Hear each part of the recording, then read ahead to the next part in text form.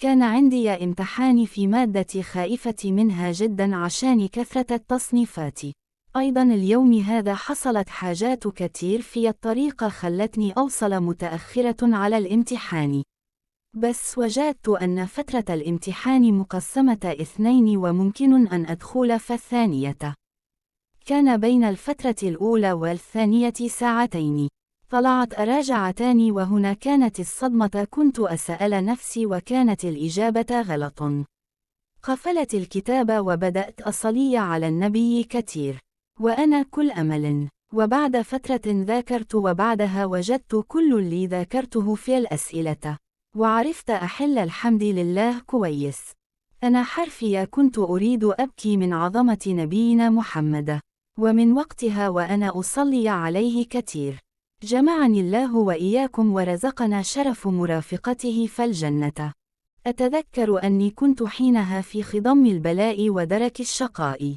كنت في أظلم فترة في حياتي حين نزل لي بلاء في سمعتي. حدث ذلك بسبب شخص خبيث كان يكيد لي ويدبر لي الخديعة ووقعت بها كالغبي لسذاجتي. أتذكر أني رأيت عديد الرؤى التي نبهتني أكثر من مرة لأحذر وأنتبه كي لا أقع في الفخ لكني وبغباء نسيت ذلك. وقررت العصيان. ما أحزنني فعلا لم يكن البلاء نفسه بل الفشل في تنفيذ أمر إلهي تكرر معي بالرؤى إلى أن أخجلت كثيرا من نفسي. غفرانك ربي. وجاءني اكتئاب بسبب ما حصل لي وبدأت بالبحث عن حلول لمصيبتي إلى أن وجدت فيديو للشيخ العصيمي يتكلم فيه عن حديث كثرة الصلاة على النبي صلى الله عليه وسلم وركزت خاصة مع جزئية إذا تكفي همك ويغفر ذنبك. وحدثنا الشيخ بعدها عن قصة شاب اتصل به وكان مقدما على الانتحار ممن بث الخوف في أوصال الشيخ. فما كان منه إلا أن أمره بالذهاب إلى المسجد وعدم فعل شيء سوى الصلاة على النبي صلى الله عليه وسلم. وأقسم بعدها الشيخ أن ذلك الشاب أعاد الاتصال به ليشكره ويدعو له بالبركة والفرح موضحا أن كل ما أصابه من هموم ذهب بشكل مفاجئ. فشكر الله على ذلك وانتهى حينها الفيديو.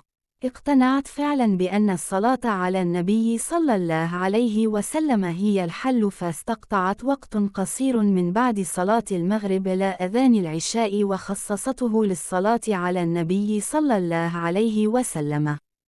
رغم أني لم أكمل كما ذكر الحديث لا أني أقسم بالله أن حالي تغير بشكل ملاحظ ونقص الحزن والهم بشكل مذهل. حمدت الله عليه وشكرته كثيرا على أن ألهمني الصلاة على نبيه صلى الله عليه وسلم تسليما كثيرا. ورغم أني لم التزم بها كثيرا لا أني أضمن لك تغير حالك واختفاء حزنك. فإنها فعلا راحة للنفس لا توصف.